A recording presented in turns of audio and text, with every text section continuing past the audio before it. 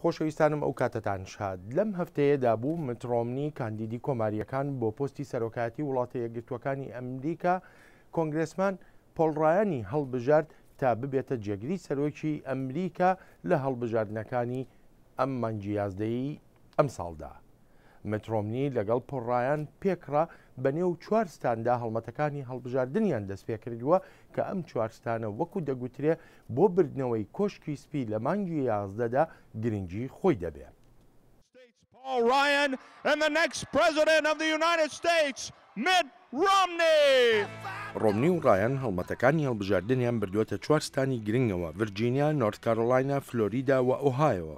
وەک شیکەرەوە دەڵێن سەرەکی ترینن بۆ هیوای بردنەوەی کۆشکی سپی لە مانگی یازدەدا لەلایەن ڕۆمنیەوە. پۆڵ ڕایان لە نۆرت کارۆلاینە پێشوازیەکی گەرمی لێکرا. ئایا نۆرت کارۆلاینە دەبینەوە؟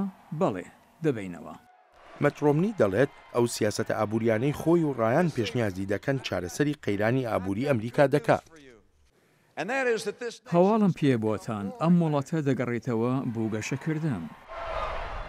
لە واشنگتن شیکەرەوە سیاسیەکان و ڕووناکبیران قسە و باسییان لەسەر ئەوە بوو چۆن دەستنیشانکردنی پۆڵ ڕایان بۆ پۆستی جێگری سەرۆک دەرفەتەکان بۆ مت ڕۆمنی زیاد دەکات. ڕاوێژکاری سەرۆک ئۆباما بە کەناڵی ABC گوتووە پێدەچێت ڕایان زیان لە ڕۆمنی بدا.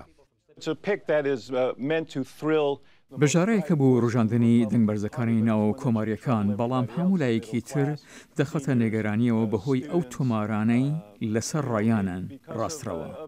دەیڤد دەشڵێت پلانی ڕایان بۆ کەمکردنەوەی بودجەی فێدراڵی دەبێتە مای تێکدانی بیمەی تەندروستی بۆ خەڵکی بەتەمەن.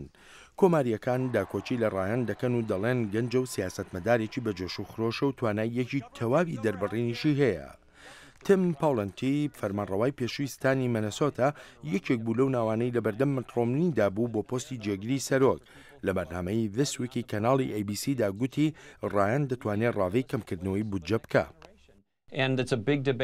مشتومڕێکی گەورەیە و گرنگیشە بەڵام بە پێچەوانەی سەرۆکەوە ئەوان خاستی پێشەنگیان هەیە دەیانەوێت پیرۆزە و پێشنیاری دیارەکرا و بخەنە بەردەست. کۆماریەکان هیوادارن ڕاگەیاندنی ناوی پۆڵ ڕایان بۆ پۆستی جێگری سەرۆک هۆکارێک بێ بۆ بەهێزبوونی پێگەی مت ڕۆمنی لە ڕاوەرگرتنە گشتیەکاندا. بەپێی دواترین ڕاوەرگرتنەکان سەرۆک ئۆباما لە ژمارەیەکی بەرچاوی ستانەکانی ئەمریکادا لە پێش مت ڕۆمنیەوەیە.